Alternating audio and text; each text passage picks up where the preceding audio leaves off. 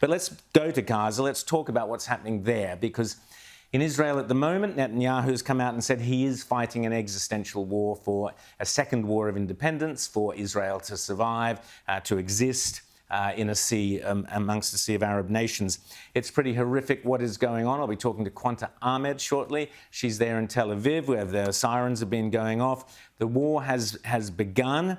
From my point of view, it is absolutely critical that Israel gets in there and destroys Hamas for once and for all. They have every right to do so. They have every legitimate right. And all the counter-arguments claiming that somehow the Jews are responsible for genocide, which you're hearing at all these rallies around the place, are completely outrageous. Well, here's Bibi Netanyahu, Prime Minister of Israel.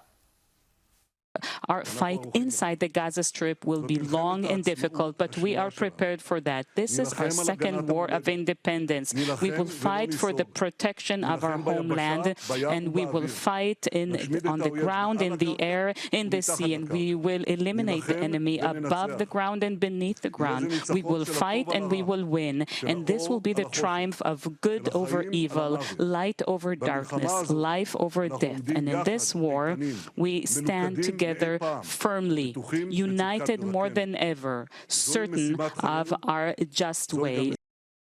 And there is no question, doesn't matter what people tell you, there is no question that Israel has every right not only to defend itself, but to destroy Hamas, who have committed, as I'll be chatting to Quanta Ahmed shortly, genocide against the Jews on October 7th. That's what it was. It was a crime against humanity, and it has to be fought, and those responsible have to be destroyed. But what is interesting, Rita, is how it's playing out here in Australia. There are demonstrations, protests, etc., etc. The obscenity of people rushing out and basically ignoring what happened to those 1,000 murdered, raped, etc., women and children and civilians, and coming out claiming, oh, no, it's the Palestinians who are suffering. Let's have a look. It's interesting, Rita, because apparently Bibi Netanyahu has yet to speak to Prime Minister of Australia, Anthony Albanese, and there might be a reason for that. Have a listen to this grab which Sharry Markson uncovered.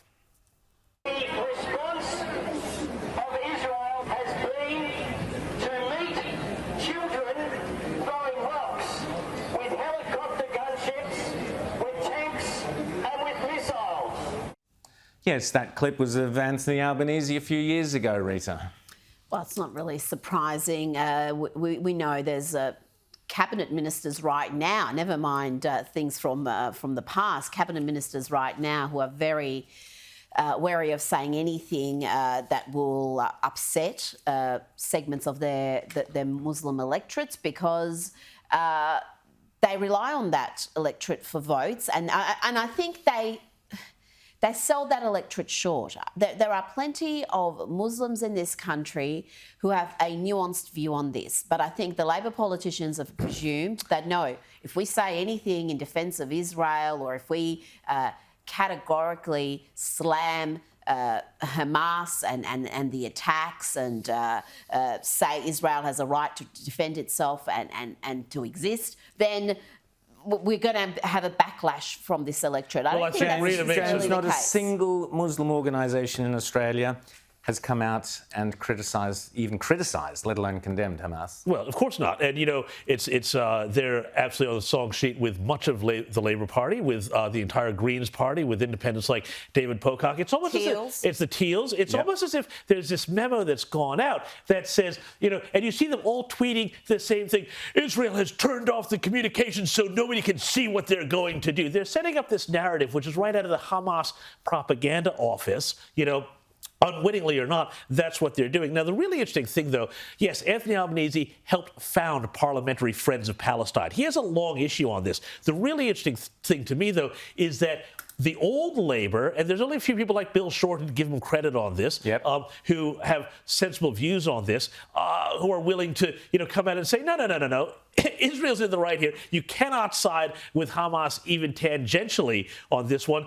But people like Tony Burke, it's very interesting because, you know, he had that preacher in his electorate who was celebrating the attacks, and he didn't come out, you know, right away on that one, and he tried to both sides it with Patricia Karvelis the other day. The really, really interesting thing, though, is I think Rita makes a great point, and that is, get out of the electorates of Sydney and, in the West. Talk to people in the Arab world, and their views are much more nuanced. I've been speaking to people in the Gulf states who are telling me that the feelings about this conflict are, they don't want to see Hamas win because that's Iran, and that's not ISIS. good for anybody. Exactly. Absolutely. Yeah. And I've got to